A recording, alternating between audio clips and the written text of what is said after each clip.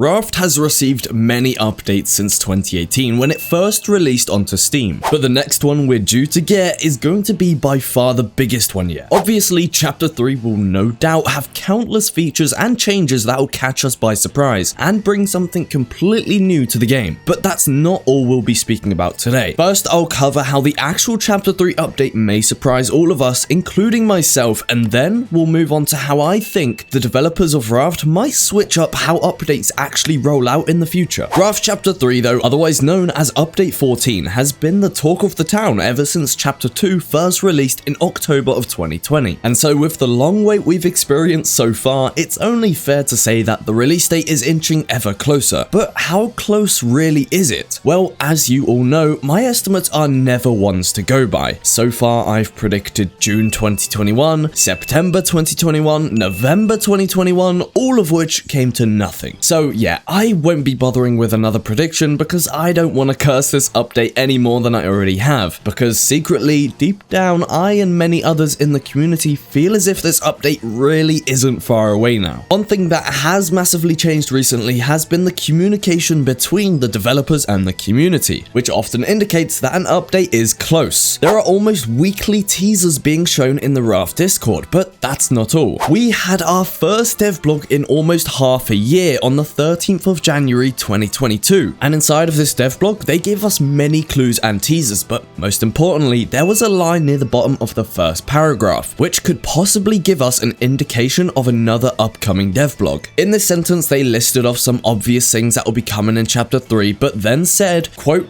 "We have some really cool things in the works that you have yet to see in Raft. We will not reveal all of that in this dev blog though," unquote. That sentence sparks a lot of interest in my head, mainly due to the mysterious aura it presents, as if Redbeet are leading on that they have something seriously interesting in the works behind the scenes, and in the next dev blog they might be ready to show it off, which was my entire point. I think there will be another major dev blog between now and when Chapter 3 is inevitably released. Whether it's a feature showcase dev blog or an actual trailer announcement, we don't entirely know, but without a doubt I'm excited to find out. So this dev blog, I think we'll be seeing it in April, but please take that with a pinch of salt because I will no doubt be wrong, okay guys? You can't get mad at me now. I've told you straight up, make your own estimate, you'll probably be closer.